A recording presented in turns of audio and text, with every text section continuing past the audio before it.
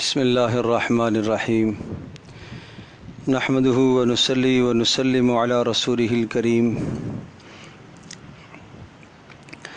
اما بعد فاعوذ باللہ من الشیطان الرجیم بسم اللہ الرحمن الرحیم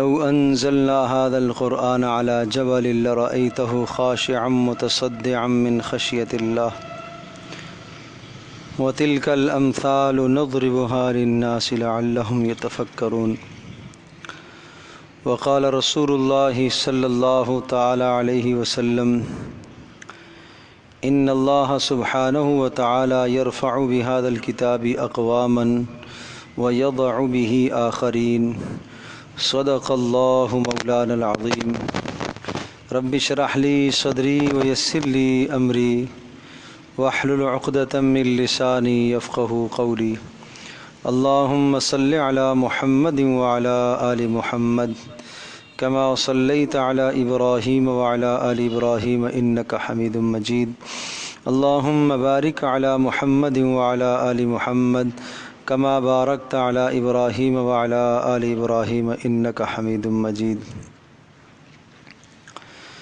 اللہ تبارک و تعالی کا بے انتہا شکر ہے، اللہ کا کرم ہے، اللہ کا فضل ہے کہ اللہ تبارک و تعالی نے ہمیں قرآن مجید کو سننے کی، پڑھنے کی اللہ نے توفیق عطا فرمائی ہے۔ یقیناً کوئی بھی عمل انسان اپنی مرضی، اپنی طاقت کے ساتھ نہیں کر سکتا جب تک عمل میں اللہ پاک کا فضل، اللہ کی توفیق، اللہ تبارک تعالیٰ کی طرف سے نعمت شامل نہ ہو۔ رسول اللہ صلی اللہ تعالیٰ علیہ وسلم اسی لیے جب کوئی نیک عمل مکمل ہو جاتا تو رسول اللہ صلی اللہ علیہ وسلم کیا پڑھتے تھے؟ الحمدللہ الذی بفضلہ تتم الصالحات، الحمدللہ الذی بنعمتہ تتم الصالحات۔ ساری تعریفیں اس اللہ کے لیے ہیں جس کی نعمت کی بدولت، جس اللہ کے فضل اور کرم کی وجہ سے یہ عمل اختتام تک پہنچا، یہ عمل مکمل ہوا۔ اللہ نے اول سے لے کر آخر تک، الف لام میم سے لے کر والناس تک ہمیں قرآن سنوایا۔ شاید اللہ تبارک تعالیٰ نے ہمارے ساتھ کوئی بھلائی اور کوئی خیر کا ارادہ فرمایا ہو کہ میرے ان بندوں کے سامنے میرا پیغام از اول تا آخر ان کے سامنے دہراؤ۔ رمضان المبارک کا مقدس مہینہ آیا اور اللہ تبارک تعالیٰ نے ایسا انتظام کروایا کہ حفاظ جگہ جگہ، گلی گلی، مسجد مسجد، چھتوں پر، گھروں میں، جگہ جگہ حفاظ الف لام سے لے کر والناس تک اللہ کا پیغام سناتے ہیں، اور بے شمار لوگ اللہ کے اس پیغام کو سنتے ہیں، اور جو اللہ کے اس پیغام کو سنتے ہیں وہ اللہ کے فضل سے، اللہ کی توفیق سے سنتے ہیں۔ میں نے عرض کیا کہ شاید اللہ تبارک تعالیٰ اس لیے سنوا رہے ہیں کہ تاکہ میرے بندے از اول تا آخر میرا پیغام سنیں اور شاید اپنی زندگی کو بدلنے کا کوئی ارادہ کریں۔ قرآن کا بہت بڑا حق ہے، قرآن مجید کو پڑھنا اور سننا، یہ دونوں چیزیں۔ رسول اللہ صلی اللہ تعالیٰ علیہ وسلم از خود قرآن مجید پڑھتے تھے اور صحابہ کرام رضی اللہ عنہم اجمعین آپ سے سنتے تھے۔ یتلو علیہم آیاتہ ویزکیہم، قرآن کی آیات پڑھ پڑھ کر رسول اللہ سناتے، اور جب آیات سناتے تو آیات سنانے کے بعد دل نرم ہوتا، پھر دل کا تزکیہ فرماتے، دل کو پاک صاف کرتے۔ جس طرح سے کپڑا دھونے سے پہلے اور اس کی میل کچیل نرم کرنے کے لیے اس کو پانی میں ڈالتے ہیں، اس کو صرف میں ڈالتے ہیں، اور جب وہ میل نرم ہو جاتی ہے تو پھر اس کے بعد اس کی صفائی، اس کی دھلائی اور اس کی رنگائی، اور وہ صاف شفاف اجلا ہوا نظر آتا ہے۔ بالکل انسان کے دل کی مثال ایسی ہے۔ پیارے پیغمبر صلی اللہ تعالی علیہ وسلم نے اس طرح سے سمجھایا کہ دل کو زنگ لگتا ہے جیسے لوہے کو زنگ لگتا ہے۔ اے اللہ کے رسول، اس دل کا زنگ کس طرح سے دور ہوگا؟ تو آپ نے بتایا دل کا زنگ دور ہوگا قرآن مجید سے، قرآن کی تلاوت سے، قرآن کے سننے سے، قرآن کے پڑھنے سے۔ تو صحابہ کرام رضی اللہ عنہم اجمعین قرآن سن رہے ہیں رسول اللہ صلی اللہ علیہ وسلم سے۔ حضرت جبریل علیہ السلام تشریف لائے، حضرت جبریل علیہ السلام رسول اللہ صلی اللہ علیہ وسلم کو قرآن سنا رہے ہیں، اور حضرت جبریل رسول اللہ کے سامنے بیان کر رہے، سنا رہے، پیارے پیغمبر صلی اللہ علیہ وسلم اسے سن رہے ہیں۔ پھر رسول اللہ صحابہ کو سنا رہے ہیں اور صحابہ کے سامنے بیان فرما رہے، قرآن پڑھ پڑھ کے سنا رہے، اور صحابہ کرام قرآن کو سن رہے۔ پھر رسول اللہ صلی اللہ علیہ وسلم اپنے صحابہ سے ارشاد فرماتے کہ آپ مجھے قرآن سناؤ۔ ابی بن کعب سے کہتے کہ ابی آپ قرآن سناؤ۔ کہ اللہ کے رسول میں آپ کو سناؤں؟ آپ پر تو قرآن نازل ہوا ہے۔ فرمایا اللہ کا حکم ہے کہ تم مجھے قرآن سناؤ۔ کہا اللہ نے میرا نام لے کر کہا ہے؟ کہا ہاں، اللہ نے آپ کا نام لے کر کہا ہے کہ میں آپ سے قرآن سنوں۔ تو اس طرح سے وہاں سننے کا، سنانے کا رواج تھا۔ آج یہ رواج ہمارے اس دور میں نہیں رہا، سننے سنانے کا مزاج نہیں رہا۔ وہاں صحابہ کا مزاج تھا، ہر آدمی سناتا تھا، ہر آدمی دوسرے کو قرآن سناتا تھا، دوسرے سے سنتے تھے۔ اس لیے کہ جب نصیحت سامنے پڑی جاتی ہے تو بسا اوقات کچھ وقت ایسا قبولیت کا ہوتا ہے کہ اس وقت میں انسان کی زندگی بدل جاتی ہے۔ یہ قرآن از اول تا آخر ہم نے رمضان کے علاوہ بھی پڑھا ہوگا، بارہا پڑھا، لیکن اس وقت جو اللہ پاک نے سنانے کا انتظام کروایا ہے یہ اس لیے کروایا تاکہ ہماری زندگی بدل جائے۔ تو چند آیات میں آپ غور کریں، تدبر کریں، اللہ تبارک تعالیٰ کس طرح سے اپنے بندوں سے کیسے مخاطب ہے، اللہ پاک کس پیار سے اپنے بندوں سے محبت کے ساتھ مخاطب ہوتا ہے۔ اور جہاں اللہ تبارک تعالیٰ اپنے بندوں کو کوئی سمجھانا اور تنبیہ کرتا ہے، اللہ کی طرف سے ڈانٹ بھی آتی ہے، جہنم کے تذکرے بھی آتے ہیں، عذابوں کے تذکرے بھی آتے ہیں۔ ان سب باتوں کا مقصد کیا ہوتا ہے؟ مقصد اس انسان کی زندگی بدل جائے، اس کا دل بدل جائے، تاکہ اس دل پر قرآن کی ضرب لگاؤ، اس دل پر قرآن کی محنت کرو، اس دل کو بار بار قرآن سناؤ۔ کیوں رسول اللہ صلی اللہ تعالی علیہ وسلم نے اس کا التزام اور اہتمام فرمایا؟ صحابہ کرام رضی اللہ عنہم اجمعین کا یہ حال تھا۔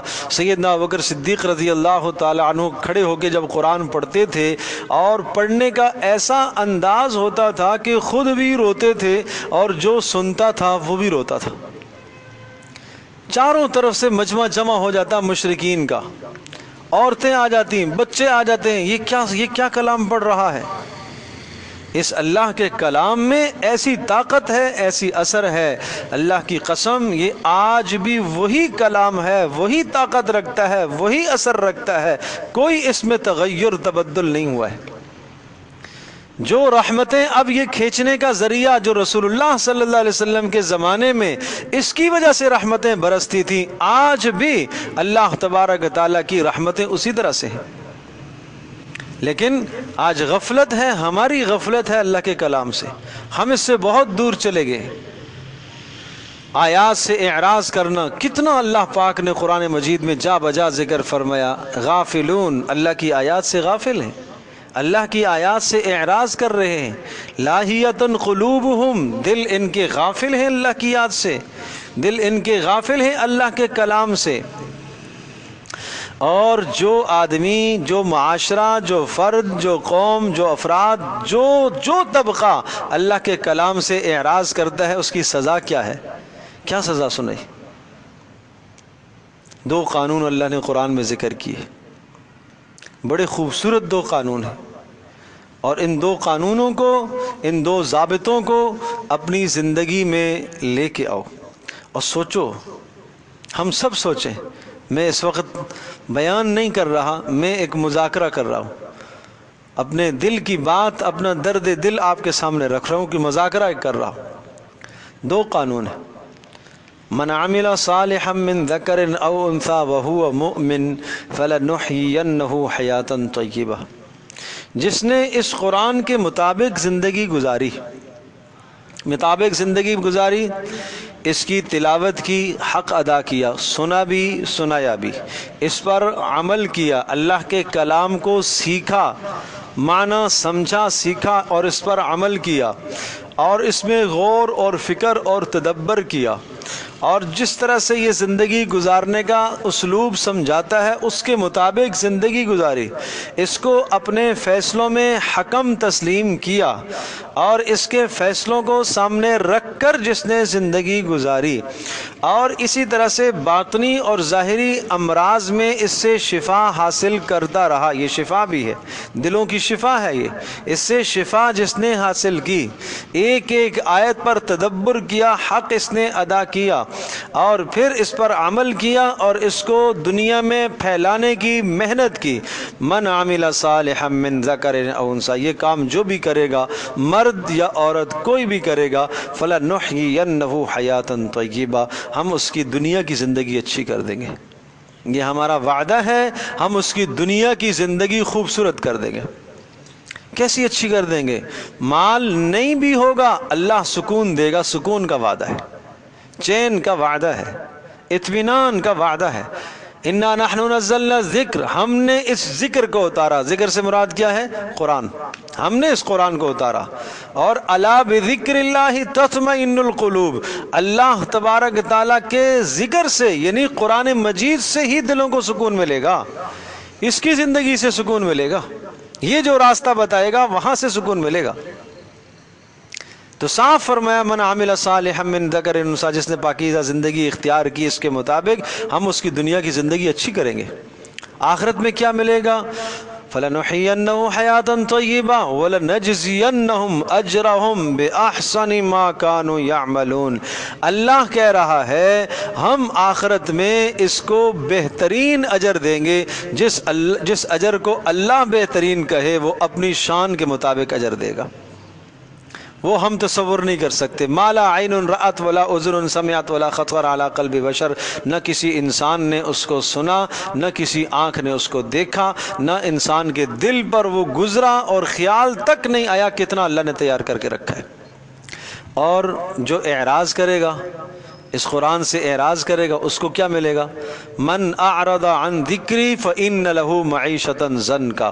جو اس سے اعراض کرے گا، اس کو حکم تسلیم نہیں کرتا، تجارت میں اس کے مطابق زندگی نہیں لے کے آتا، معاملات اس کے مطابق نہیں کرتا، رہن سہن اس کے مطابق نہیں کرتا، عبادات اس کے مطابق نہیں کرتا، زندگی کا ہر شعبہ قرآن کے تابع نہیں کرتا، تو کیا کریں گے؟ اللہ کیا سزا دے گا؟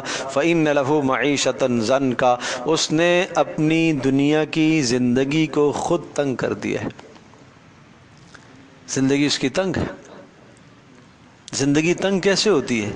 مال موجود ہو، اسباب آسائش اور آرام کے موجود ہیں، چین سکون کے سارے اسباب موجود ہیں، لیکن سکون نہیں ہے، چین نہیں ہے، خوف موجود ہے. فَأَذَاقَهَا اللَّهُ لِبَاسَ الْجُوعِ وَالْخَوْفِ. اللہ کہتا ہے ہم نے چکھایا ان کو، ہم نے ان کو پہنایا. کیا پہنایا؟ بھوک کا لباس پہنا دیا، خوف کا لباس.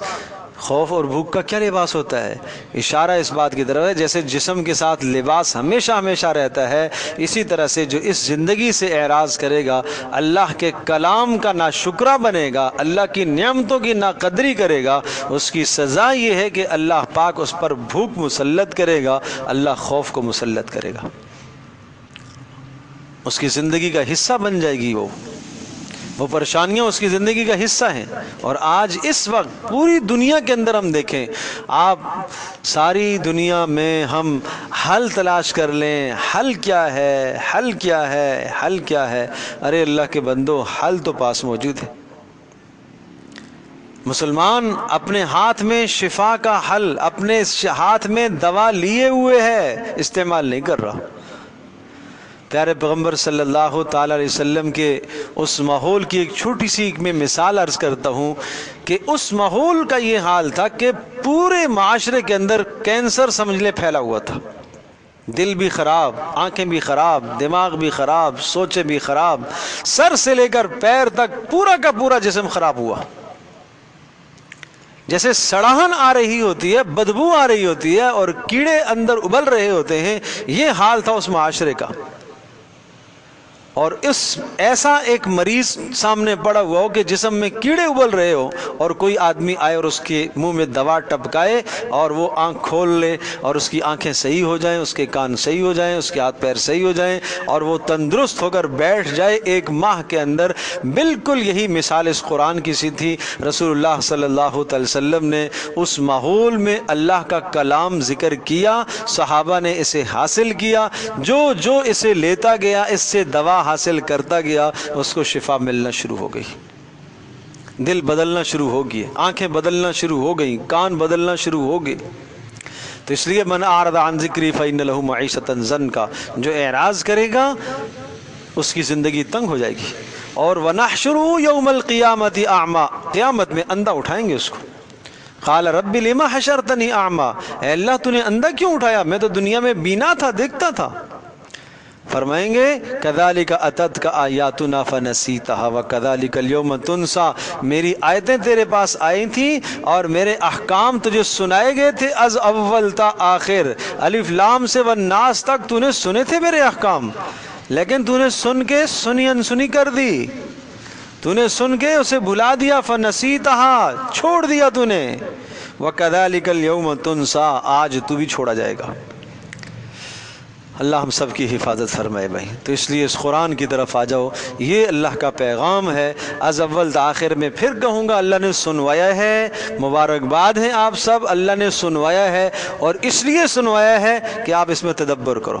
یہ اللہ کی توفیق سے ہر سال ایک بار اللہ یہ موقع دیتا ہے سنانے کا، از اول تا آخر اللہ سنواتا ہے کہ میرے کلام کو سنو اور اپنی زندگی کو بدلو اور اس کے مطابق لے آؤ۔ ایک ایک آیت پر اپنے آپ کو پیش کرو۔ بے شمار قرآن کی آیتیں ایسی گزری ہیں جو آئینے کی طرح ہیں، اپنے آپ کو ان آیات کے سامنے پیش کریں کہ میں ان آیات کے اندر میرا حصہ ہے یا نہیں ہے، میرا ذکر ہے کہ نہیں ہے، اور جہاں جہنم والوں کی بات آتی ہے، نافرمانوں کی، میرا شمار کہیں ان میں تو نہیں ہے۔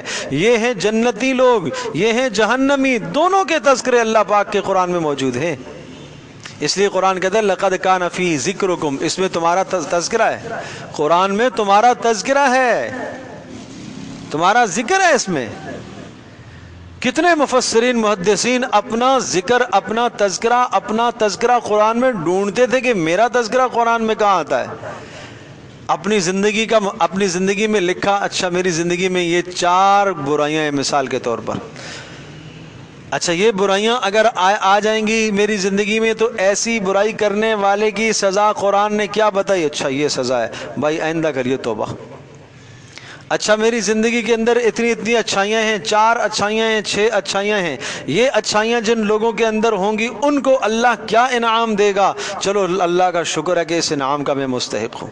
اس طرح سے اپنی زندگی کا رخ متعین کرتے تھے، تو ہمیں بھی اپنی زندگی کا رخ متعین کرنا ہے اللہ کے کلام سے۔